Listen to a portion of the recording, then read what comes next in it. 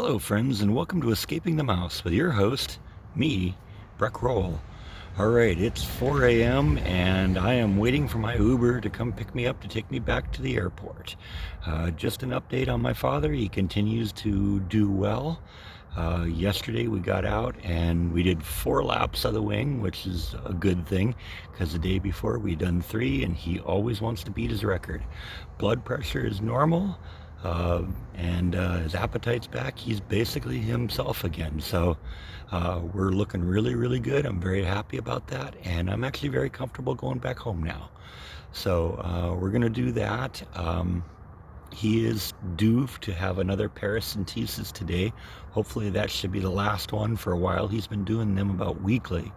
But once he gets his TIPS procedure done on Tuesday, that might not ever need to be done again, or if it is, it'll be a lot less frequently. They're saying, maybe a couple times a year, and that would definitely be a good thing. So he's raring to go. One of the things he said to me yesterday when he was out walking around was that when he gets to get out and walk around, that's the best part of his day. So that is a good thing. And of course, when he gets back into his hospital room, he doesn't want to go back into the bed. He's getting a little stir crazy there, and I don't really blame him. So he sits in his chair for a while. He's still having a little problem regulating his temperature, so he ultimately has to get back into bed, about 5 or 6 o'clock because he starts getting cold. But, once he gets up and get around and gets his blood pressure normalized and everything else working normally, his body temperature should get back to normal, and then he'll be fine. So at this point, like I said, TIPS procedure is tomorrow, Tuesday.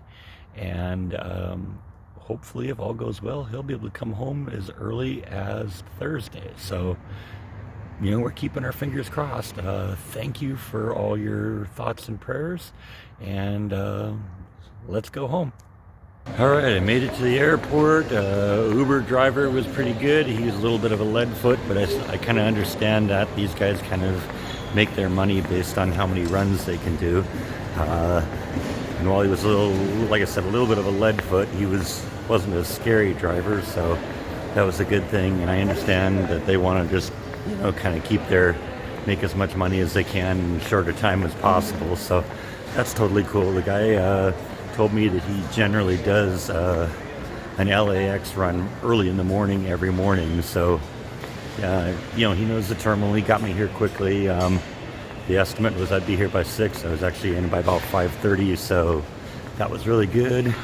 Made it through security, kind of wandering around the terminal looking for something to eat right now.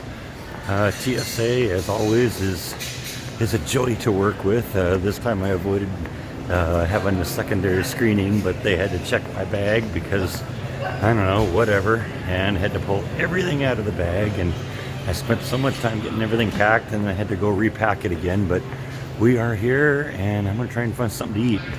Gotta love airports. I just found out that they changed my gate. Now I got to go to another terminal. Fun. Well, I'm back in Texas.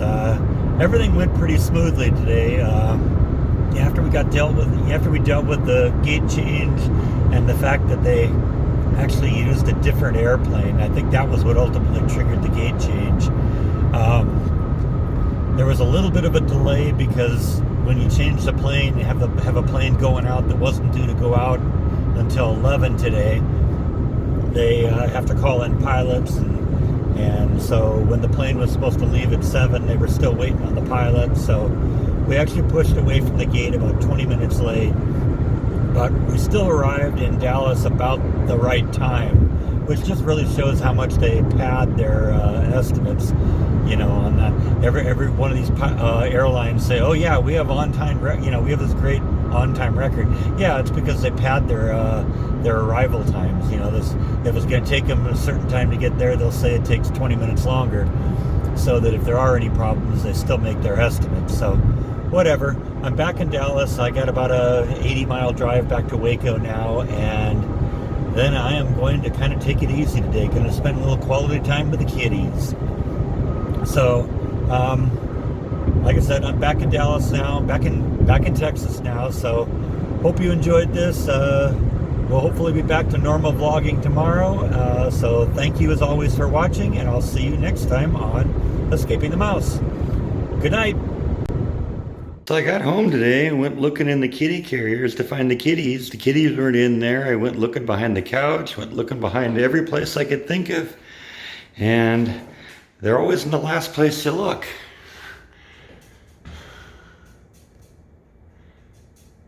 Giving me the stink eye.